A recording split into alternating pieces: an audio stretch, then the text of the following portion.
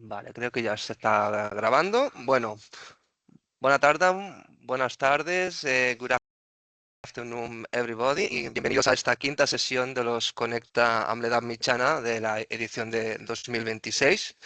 Es para mí un sumo placer presentar y moderar la sesión de nuestra colega y amiga, la doctora Nerea Fernández Cadenas, investigadora postdoctoral de la Universidad Carlos III de Madrid. Nerea se doctoró en la Universidad de León en 2021 con la tesis Las pizarras numerales de época posromana, una aproximación horizontal. Dicha línea de investigación la ha ido completando y ampliando a través de trabajos publicados en revistas de alto impacto como en Almasac con el artículo Pastoralism and Peasant Accounting in Post-Roman Times, The Numerical Slates at the Sistema Central en 2023 o en Hispania, ¿no? Sobre la posible función de las pizarras ibéricas con signos numéricos en 2024, entre otras. En 2022, la doctora Fernández Cadenas ganó una beca Juan de la Cierva Formación y desde el 2024 es investigadora dentro del proyecto Bringing IA to the Discovery of Historiographical Data to Overcome Traditional Barriers. En esta sesión, Nerea creo que nos hablará más de esta nueva línea de investigación con la comunicación engendrado o generado. Un modelo de IA para el análisis de la conversión del rey Recaredo, 589 después de Cristo. Dicho esto, Nerea, te paso la palabra. Tienes entre 30 y 45 minutos para hacer tu presentación y más tarde abriremos un coloquio con el público por si hay comentarios, dudas y preguntas. Adelante. Genial, muchas gracias, Jack, por esta presentación. Voy a proceder a compartir pantalla. Vamos a ver. Ahora os voy a dejar de ver, pero bueno, si hay alguna cuestión o algo que me queráis decir, pues os voy a escuchar, así que sin problema, vale. Entonces, ¿lo veis todo correctamente, imagino? Sí. Vale, genial. Pues precisamente como Isaac acaba de decir, os voy a hablar más bien de esta segunda línea de investigación que actualmente tengo abierta y que se enfoca en la inteligencia artificial, ¿no? En un momento en el que algunos han denominado como la era de la IA o la época de la IA, ¿no? Entonces, ¿qué nos depara la inteligencia artificial como historiadores y como humanistas en este periodo y qué podemos hacer con ella como una herramienta, ¿no? Que asista al oficio del historiador? Da en mi ponencia que precisamente va destinada a explicaros y también para que podamos debatir conjuntamente aquí después en las conclusiones, el proyecto de investigación que estamos llevando a cabo, que precisamente intentamos crear o estamos creando y entrenando un modelo de lenguaje especialista en historiografía visigoda. Así que es importante también comentar cómo surge este proyecto, ¿no? Porque quizás es a través de los objetivos en los que se inscribe la convocatoria de este proyecto, cómo se ha fraguado, ¿no? Las características principales que tiene. Este proyecto de investigación es fruto de la obtención de la convocatoria 2024 de ayudas para la realización de proyectos en el ámbito de I+D+I, del programa de inteligencia artificial de la Universidad Carlos III, porque la Universidad Carlos III ahora está abriendo una vía muy grande a todo el tema de la financiación de proyectos, convocatorias, contratos, becas en inteligencia artificial. Y gracias a ello, pues hemos obtenido este proyecto que además tiene como objetivos principales, lo veis ahí en pantalla, la creación y consolidación de grupos de investigación emergentes liderados por investigadores principales sin trayectoria consolidada, lo que lo hace aún más especial porque gracias a esto tanto Patricia como yo hemos conseguido liderar este proyecto. Fomentar también el liderazgo de jóvenes investigadores emergentes, fomentar la investigación indisciplinar, que esto es clave para la creación de este proyecto, y por supuesto la investigación en inteligencia artificial.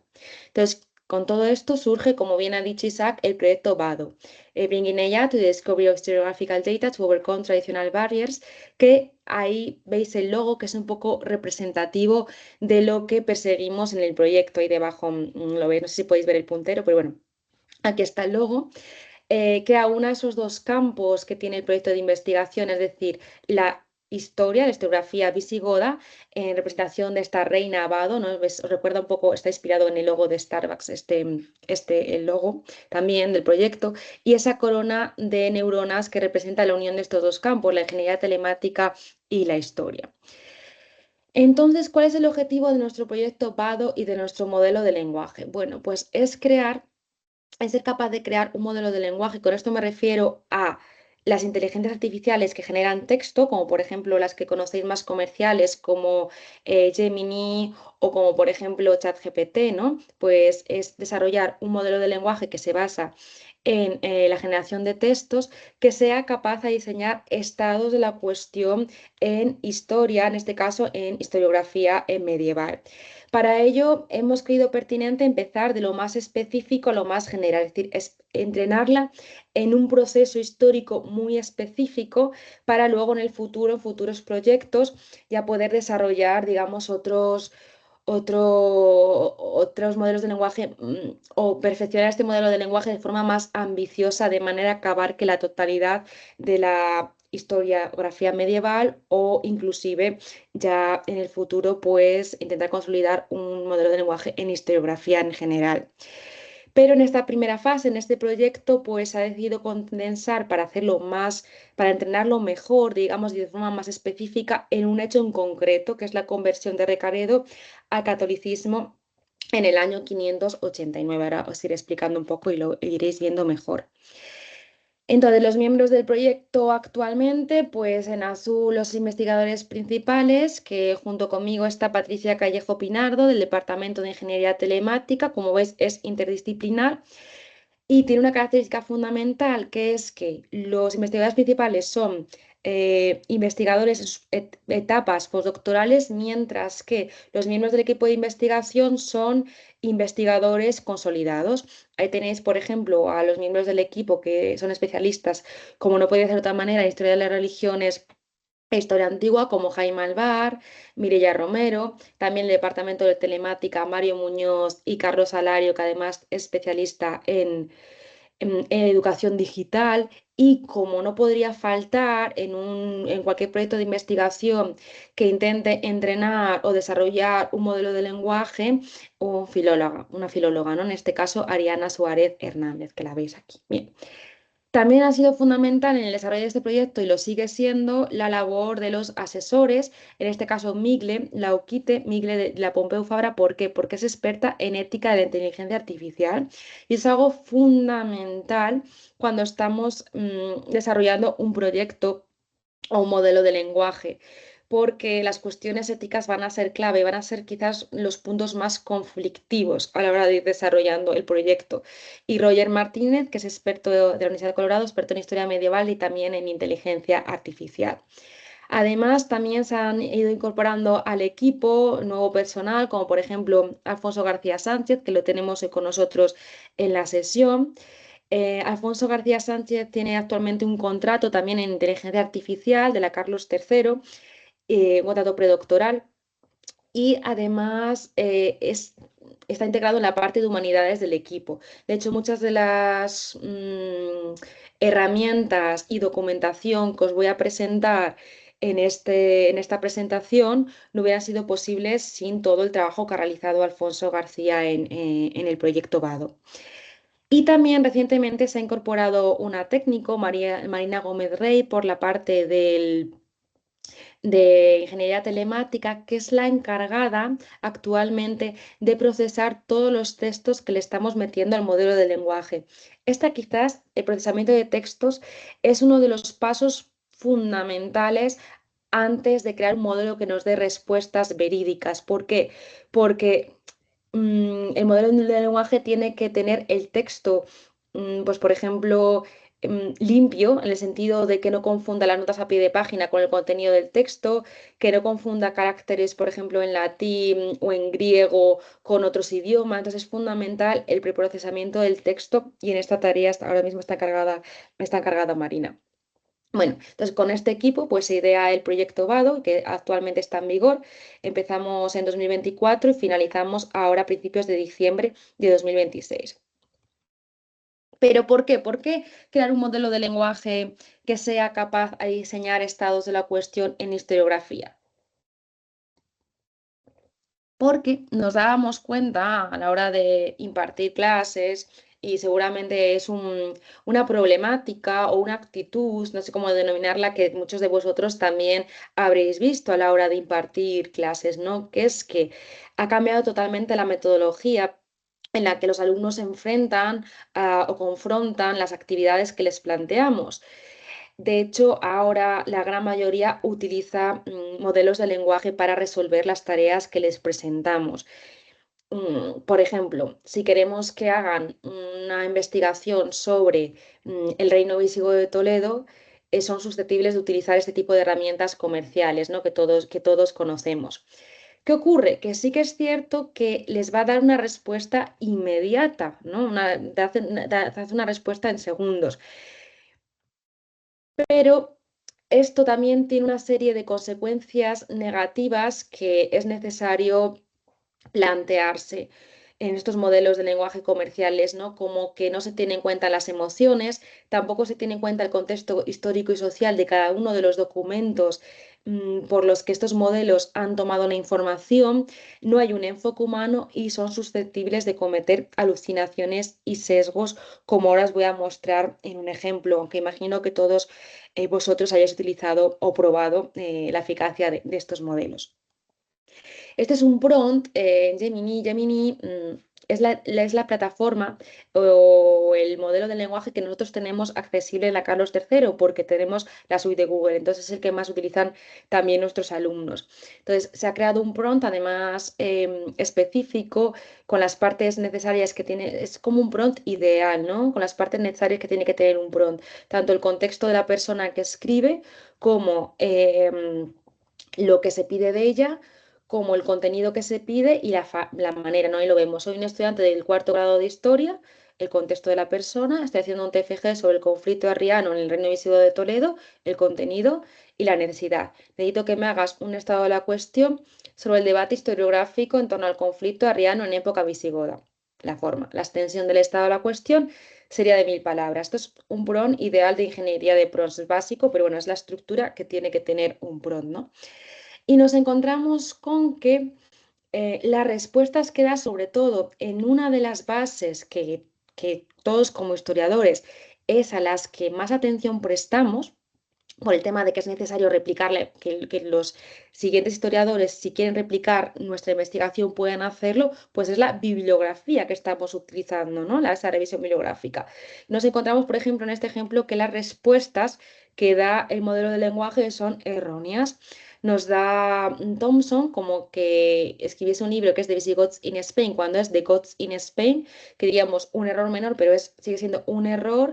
Rosamond McKittering, que nunca tuvo un libro que se llamase Los visigodos, de hecho ella es especialista en el mundo franco y carolingio, y García Moreno, que tampoco tiene un libro sobre el arrianismo visigodo. Entonces esto es fundamental porque los modelos de lenguaje comercial que utilizan nuestros alumnos, cuando no se saben la respuesta, no dicen que no se la saben, sino que directamente pues alucinan, ¿no? Que es como se utiliza este término de que inventan las respuestas. Entonces, ¿cuál era nuestro objetivo? Pues nuestro objetivo era ver si éramos capaces, ya que nuestro alumnado lo utiliza, pues si éramos capaces a desarrollar un modelo de lenguaje a disposición de nuestro alumnado que pudiese dar una respuesta más verídica o más objetiva en torno a las cuestiones que se le planteaban sobre historiografía medieval y concretamente visigoda. Y este es más o menos el esquema que ven aquí en pantalla. Por una parte tenemos la base de datos con la que vamos a alimentar al modelo de lenguaje. En ella vamos a incluir tanto, o estamos incluyendo tanto artículos, lo veis aquí con esta representación, artículos de historiadores desde época democrática, bueno, desde época franquista hasta época democrática, luego os explicaré por qué, que hable sobre la conversión de Recaredo. también vídeos, porque ahora, como por ejemplo esta charla va a ser grabada y subida a YouTube, cada vez son más las charlas de historiadores fruto de congresos que suben a Internet, pues también incluir esta información. E incluir también información de audio como podcast, etcétera, que como sabéis cada vez más historiadores pues realizan la difusión de sus investigaciones por estos medios. Entonces, incluir todos esta base de datos que luego, como os digo, tiene que ser transformada toda en texto para que sea procesada por el modelo de lenguaje. Vale.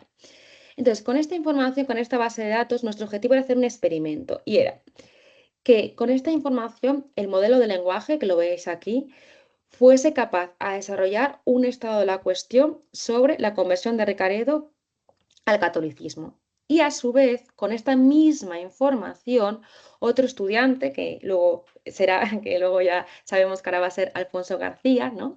Iba a desarrollar el mismo estado de la cuestión con la misma información, pero sin utilizar ningún modelo de lenguaje, ninguna IA, ¿no? El objetivo era comparar ambos resultados y ver si el modelo de lenguaje que nosotros estábamos entrenando era capaz de llegar al mismo nivel que los resultados de un estudiante de doctorado, que una tesis doctoral, ¿no?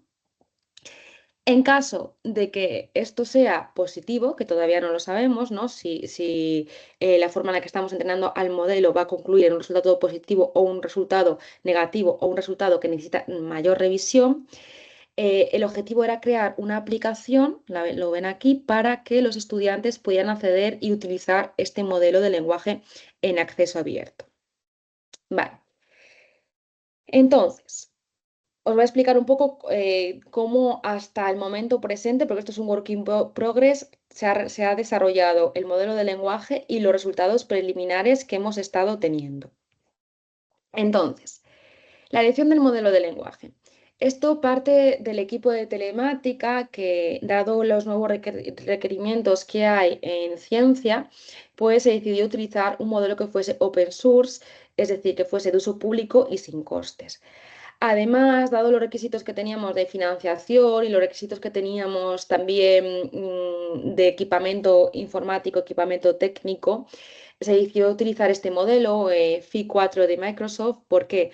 Porque tiene una capacidad de rendimiento que es comparable a otros más grandes, como por ejemplo GPT-4, pero es ligero, es eficiente y puede, lo más importante para nosotros, podría ejecutarse, por ejemplo, en PCs, dispositivos locales y entornos de nube. Entonces era como digamos más ligero para ser utilizado en equipos informáticos del día a día o que pudiésemos tener o comprar con los fondos del proyecto de investigación. Vale. Y así empezamos ya escogiendo este modelo base con la primera fase, que era alimentar a PAD, la base de datos. Entonces, para hacer la base de datos, utilizamos Drive. ¿Por qué? Pues por lo mismo que os expliqué antes, porque es la suite de Google la que tenemos en la Universidad Carlos III. Entonces, en Drive fuimos haciendo una base de datos con artículos sobre la conversión de Recaredo que hablasen sobre este tema en concreto desde el franquismo a la democracia. ¿Por qué?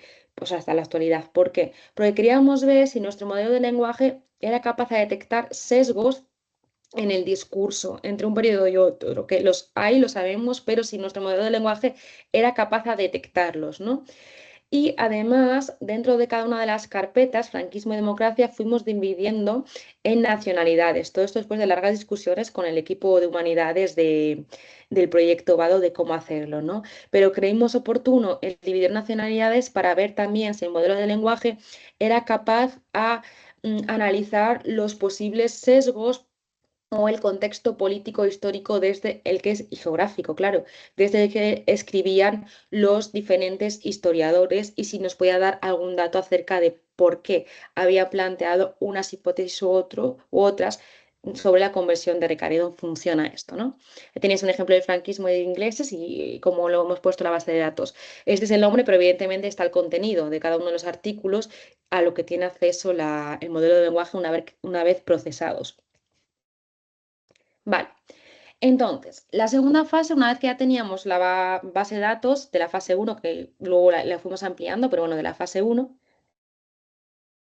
llegó la hora de crear los prompts de Vado, que de esto se encargó Alfonso.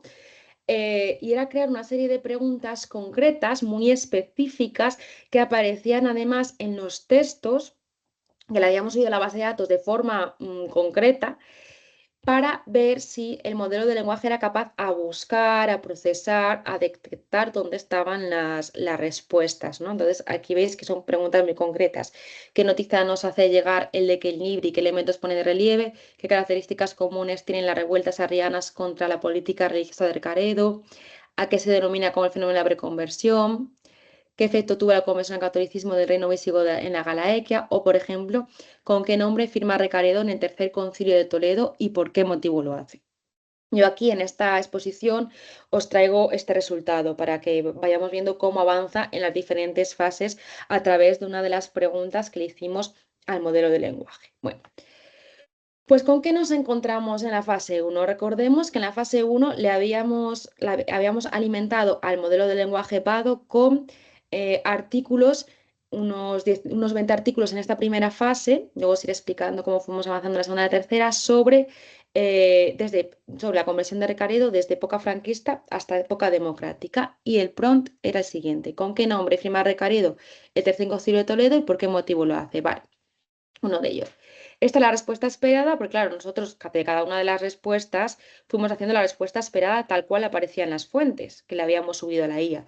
Entonces, esta es la respuesta esperada que firmaba como Flavius Recaredus y que lo hacía para asimilarse con la dinastía imperial constantiniana. Esto parecía tal cual, aparte de en otros textos no de forma tan explícita, pero que también aparecía en el texto que le habíamos subido de Godoy Fernández y Viella Massana, del 86.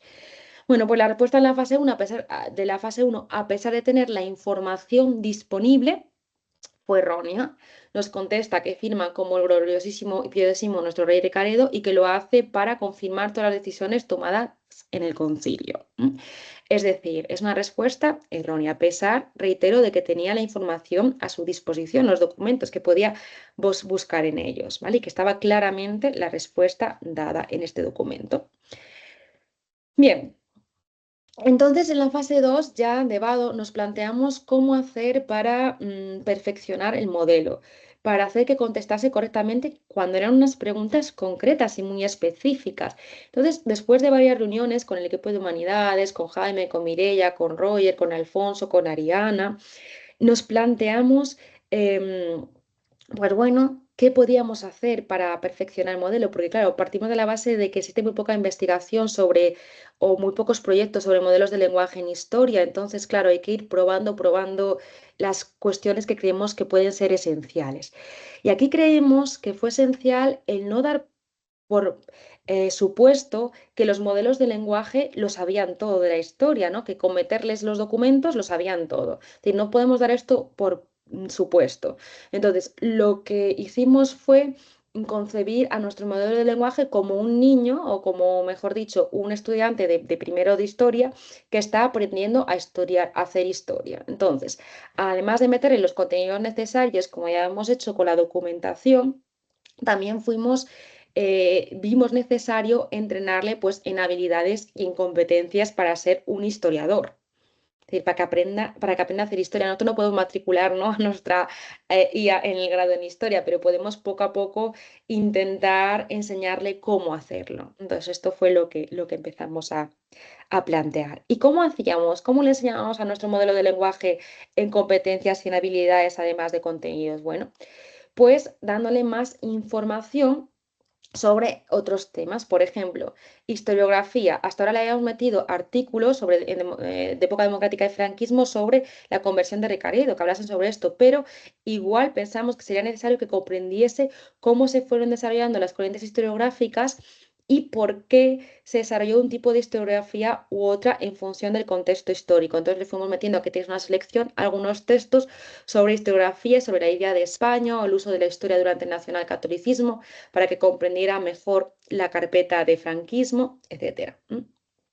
Junto a ello también vimos necesario añadir información sobre lo más básico, no empezar la casa por los cimientos y no por el tejado como ya hemos hecho, luego lo vimos en la primera fase. Y para ello, pues, como digo, no podíamos matricularla en el grado en historia, pues lo que hicimos fue dotarla de textos básicos sobre el oficio del historiador, como los clásicos de Moradiellos, de Burke, Arostegui, etcétera. Entonces, para que aprendiesen lo que es ser un historiador. Además de ello, no solamente le añadimos la carpeta sobre el oficio del historiador y sobre historiografía, sino que vimos necesario que había que ir desgranando los conceptos, es decir, haciéndole la información más y más y más sencilla para que la fuese entendiendo. Cuanto más le explicásemos de lo específico para ir a lo general, mejor. Y para ello también Alfonso, que está encargado también de esto, como parte también de su tesis, pues fuimos creando un glosario de términos. En esta fase ya teníamos 89 términos y explicando cada uno de ellos, explicándole a la IA qué significaba cada uno de ellos. Son términos que se usan frecuentemente en época visigoda. Esto no quiere decir que no se usen en otras épocas como la antigua o la medieval, algunos de ellos, pero sí que se usan en época visigoda y no tanto actualmente. Por ello, creímos pertinente explicarle a la IA qué eran estos conceptos.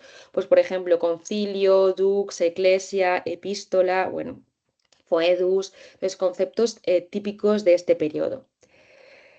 Y le fuimos explicando cada uno de ellos en un documento que luego se lo pasamos al modelo de lenguaje. Por ejemplo, concilio, pues reunión de obispos y otros miembros eclesiásticos de la Iglesia Católica destinada a tratar asuntos de dogma y disciplina. Explicamos lo que es a nivel general.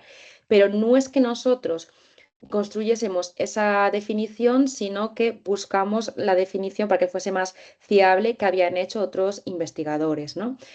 También le dábamos datos sobre, específicamente sobre el reino visigodo, que hubo tantos concilios, se los nombrábamos y luego, por ejemplo, específicamente, pues le hablábamos del tercer concilio de Toledo, se lo explicábamos, porque fue en el que se ofició la conversión de los visigodos al catolicismo y el abandono del arrianismo. Bueno, entonces, mascándole un poco la información.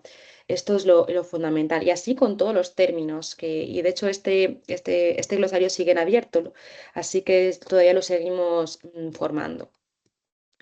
Aparte, como digo, de la carpeta del oficio de historiador, de la historiografía, del glosario de términos, también vimos necesario, acordamos en el equipo de humanidades, hacer la biografía de los historiadores y de todos los historiadores cuyos artículos estaban contenidos en la base de datos, pues hacer su biografía. Entonces, explicar un poco su formación, las líneas de investigación que tenían actualmente, las publicaciones, etcétera. Aquí tenéis un ejemplo de uno de los historiadores incluido en la base de datos, Israel Campos Méndez, que tiene una publicación que es La conversión de Recaredo, la unificación de la monarquía visigoda en torno al catolicismo, por eso está incluido en la base de datos, y un pequeño captura de pantalla de su biografía, y así lo hicimos con todos los historiadores que aparecen en la base de datos. Para esta fase hay 34 biografías hechas, para la última, en la que estamos actualmente, hay muchas más. Bien, a la par que el equipo de humanidades, sobre todo Alfonso encargado de estas dos partes, hacíamos esto, el equipo de telemáticas diseñó una serie de instrucciones y normas para la IA. Instrucciones y normas que esto también son los brazos y parte del cerebro de nuestro modelo de lenguaje, porque es como lo vamos a guiar para que nos dé las respuestas esperadas. Entonces, les dieron las siguientes instrucciones, perdón. Responda a la pregunta en español basándote exclusivamente en los textos proporcionados. Es decir, que nos contestase en castellano. Eres un experto en historia y debes responder de manera clara y académica para estudiantes universitarios en un solo párrafo, bien cohesionado y sin repetir ideas, ¿vale? De cómo debía contestar. Y luego también le dimos una serie de normas. Entonces, si hay fragmentos en otros idiomas, responde en español igualmente, es decir, nuestro modelo de lenguaje traduce la información al castellano. Tenemos textos en francés, en alemán, en inglés y en otros idiomas, y nuestro objetivo es que nuestro modelo de lenguaje pueda trabajar con todos los textos independientemente del idioma que sean y traducirlos. Dice también la segunda norma que veis aquí, si el texto contiene errores ortográficos o de OCR, de reconocimiento óptico de caracteres, interpreta su significado real, es decir, que se le da al modelo del lenguaje esa capacidad de corregir la información. Si no puedes responder con el corpus histórico, es decir, con la base de datos, indícalo claramente. Y luego ya sobre el glosario de términos y la biografía de historiadores que le habíamos incluido, pues lo que hicimos fue darle la opción de consultarlo en esta primera fase, en esta segunda fase, perdón, si lo veía necesario. Por ejemplo, el glosario de términos sirve de apoyo a la respuesta principal. Saca información de él en caso de que sea necesario. Es decir, le damos libre albedrío para decidir si es o no necesario ampliar la información de los textos.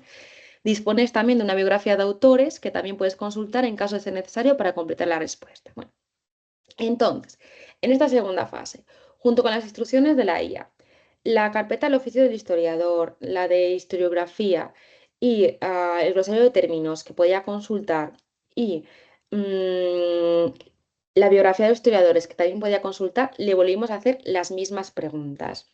Y aquí tenéis el ejemplo con el que estábamos antes, ¿no? Entonces vemos que para la fase 2, la respuesta esperada en este caso fue correcta. Flavio Recaredus, aquí lo vemos en la fase 2, Flavio Recaredus y dinastía imperial constantiniana asociarse a la dinastía imperial constantiniana. He de decir que en general las respuestas mejoraban entre la primera y la segunda fase, pero había respuestas que no mejoraban, de hecho que empeoraban. Esto vamos a sacar un artículo publicado en la revista de historiografía este año, en 2026, que si alguien tiene especial interés, analizamos más respuestas de estas fases y vamos poniendo los motivos, la justificación de cada una de ellas. Pero la mayoría de las respuestas que eran erróneas en esta segunda fase se debían sobre todo al preprocesamiento del texto, es decir, que no se había hecho un preprocesamiento del texto correcto antes de metérselo al modelo de lenguaje. Por ejemplo, cogía información de los pies de página cuando lo tenía que coger el texto principal, había determinados números que identificaba, por ejemplo, con caracteres de letras. O cuestiones de la interpretación del latín, por ejemplo, es decir, cuestiones de procesamiento de texto, no del contenido en sí mismo, que como digo, había mejorado muchísimo entre una fase u otra gracias a la inclusión del glosario de la bibliografía y de la base de datos. Bien, y ahora estamos ya en la fase 3, que es en la que estamos actualmente inmersos en ella y que se termina a fin de proyecto, que es en diciembre de 2026, que estamos perfeccionando a BAD. Entonces, para ello, ampliación de la base de datos. Es cierto que ya la vamos a cerrar porque necesitamos tener un modelo de lenguaje, o sea, la tarea que hay de procesamiento de texto es tal que hay un punto en el que la base de datos para este proyecto hay que cerrarla. Entonces, por ejemplo, si sale algún artículo de 2026 sobre la conversión de Recaredo, pues ese ya quedaría para el siguiente proyecto que se solicite. Pero pues nos vemos obligados a cerrar la base de datos para avanzar en el modelo de lenguaje, ¿no? También estamos haciendo un documento explicativo sobre las diferentes carpetas, que ahora os lo mostraré.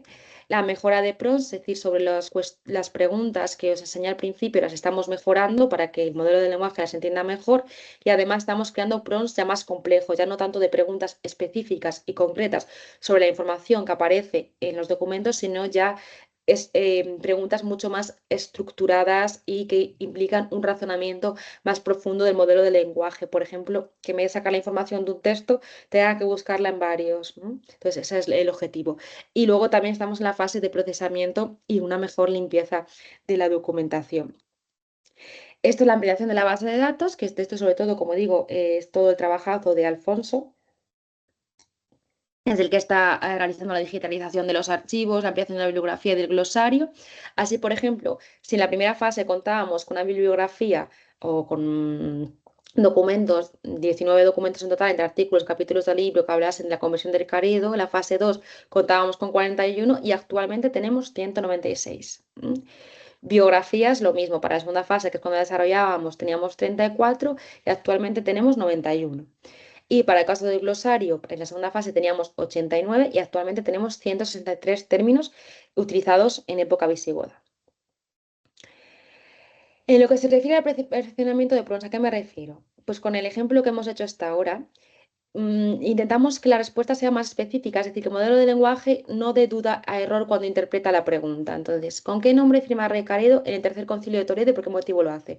La perfeccionamos de manera que indicamos con qué nombre firmó Recaredo las actas. Le marcamos que fueron las actas del Tercer Concilio de Toledo y por qué motivo lo hizo de ese modo, es decir, le damos mayor contexto.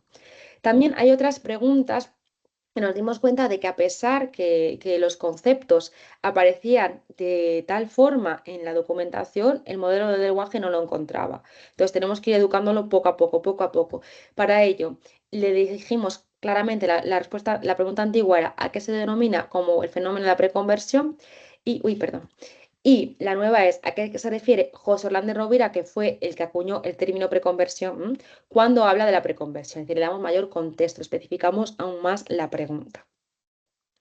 También, como digo, un documento explicativo de las diferentes carpetas porque no basta, de esto nos dimos cuenta también cuando desarrollamos el modelo de lenguaje, no basta con hacer una base de datos y que el modelo la interprete, sino que hay que explicarle qué significa cada una de las carpetas y por qué es necesaria cada una de las carpetas para contestar a una pregunta. Entonces, por ejemplo, carpetas, le explicamos, dentro de la base de datos artículos hay un total de 4 carpetas: democracia, franquismo, historiografía, el oficial historiador. Democracia, le explicamos. La primera de estas carpetas, democracia, alberga las fuentes secundarias relacionadas con el arrianismo, la conversión de los godos, sus implicaciones, etcétera, cuya fecha de publicación se extiende desde el año 75 hasta la actualidad, es decir, la época democrática. Y también le explicamos en qué formato están. Estas fuentes secundarias están nombradas siguiendo el modelo de citación APA 7, es decir, apellidos, nombre, fecha, nombre de publicación, que no le quepa lugar a duda de por qué está así expuesta la información y por qué existe cada una de estas carpetas. Las agrupamos en función de la nacionalidad, luego de otra carpeta a otros, etcétera.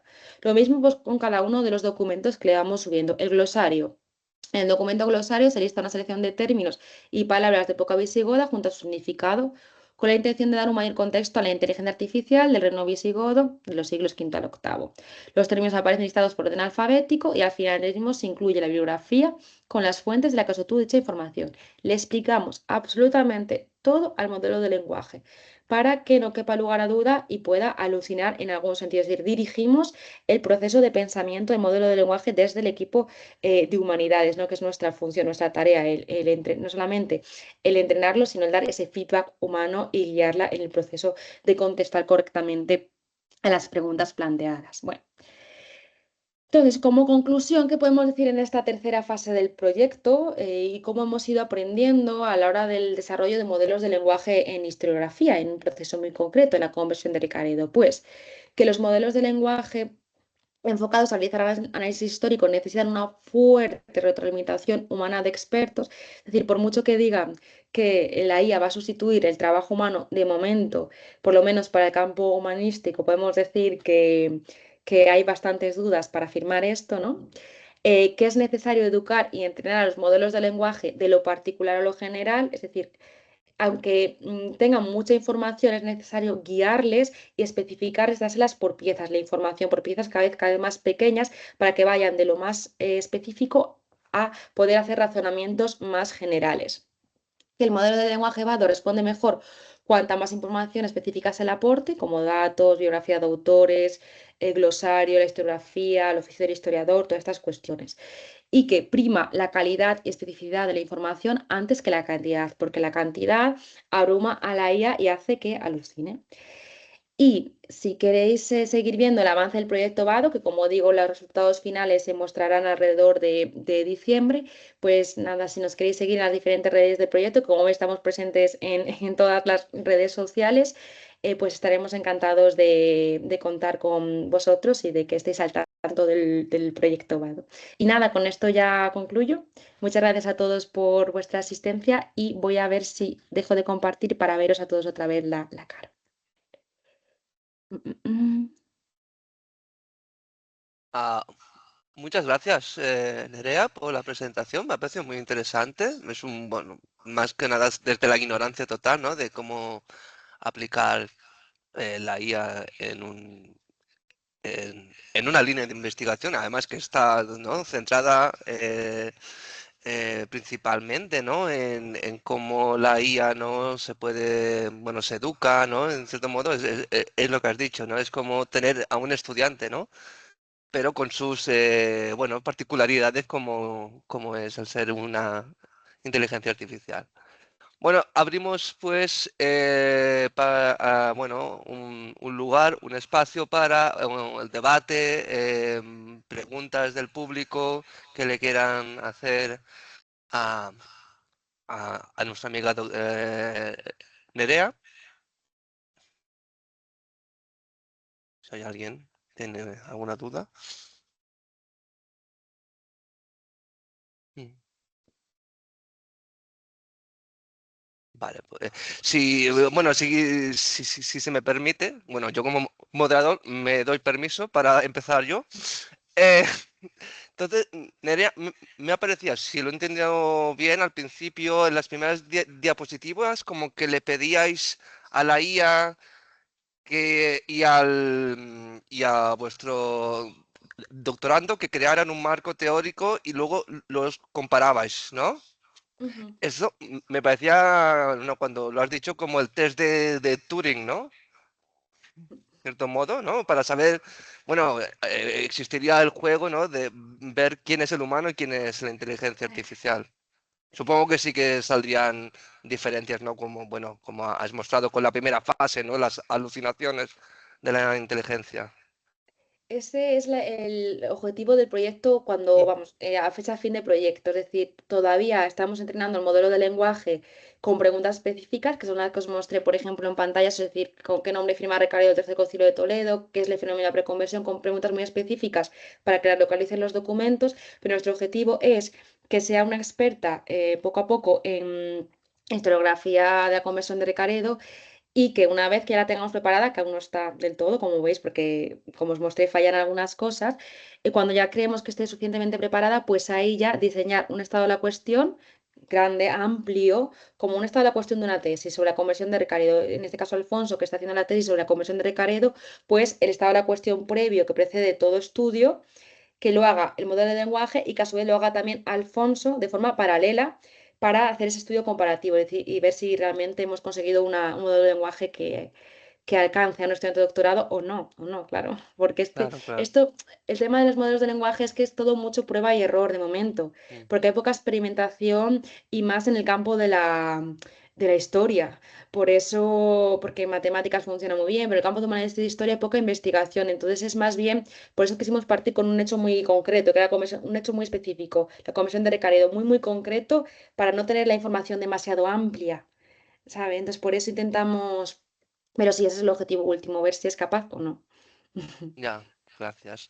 Y luego también, más que nada por curiosidad, ¿no? Que has dicho, bueno, que habéis dividido a los autores entre de época del franquismo y de la época de la democracia. ¿Tiene algún sesgo? Es decir, ¿la IA prefiere uno por encima de los otros y podríais dar alguna explicación del por qué? De hecho, esto, claro, es una cuestión que puedes, se podría pensar, ¿no? Que por supuesto que hay un sesgo, ¿no? Como historiador, pues tú ya sabes Mm, precisamente que existe este sesgo y que lo hay, pero claro, ¿cómo el modelo de lenguaje lo puede interpretar cuando no es tan consciente del contexto político, histórico ujú, en el que se crearon esos documentos? Entonces, lo que hemos visto es que efectivamente, sobre todo en la primera fase, cuando no le habíamos metido cuestiones de historiografía medieval, la idea de España, el nacionalcatolicismo, todas estas cuestiones, sí que hablaba, utilizaba conceptos muy específicos que no se utilizan en los documentos actuales, como por ejemplo el concepto de raza o la grandeza de España. Estos conceptos nos lo daban las respuestas. ya, Cuando luego ya, por ejemplo, cuando lo fuimos puliendo y dándole historiografía, etcétera, ya dejó de utilizarlos. Entonces, mi ujú, respuesta es sí.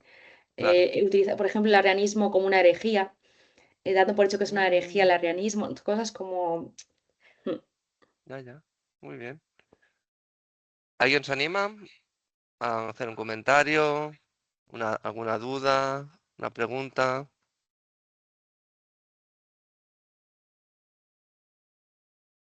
Bueno, pues creo que, a ver, hemos hecho 46 minutos más o menos, está bastante bien. No sé si tú quieres añadir algo más, Nerea.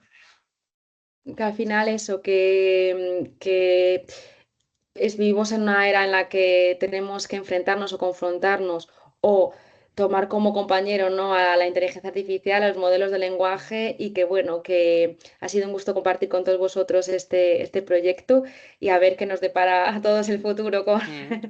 con el avance de estos modelos de lenguaje. No, claro, al final tendremos que convivir con ella, ¿no? Y bueno, bueno, sí que es verdad que seguramente habrá compañeros, ¿no? Que digamos que son muy recelosos, ¿no? De la inclusión, ¿no? De la de la IA, ¿no? En nuestro mundo actual y entonces aún, bueno, son más tradicionalistas, pero al final, no sé, hay que admitir, ¿no? Y, bueno, ser honestos de que al final tendrá que quedarse con nosotros. Entonces, mejor convivir, ¿no?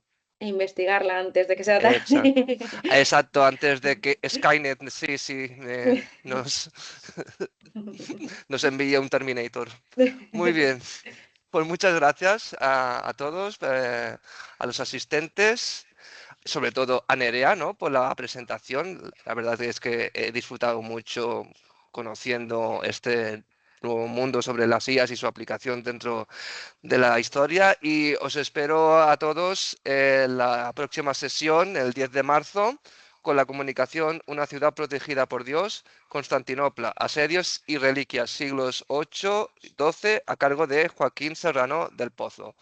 Muchas gracias y buenas tardes a todos. Gracias, hasta luego.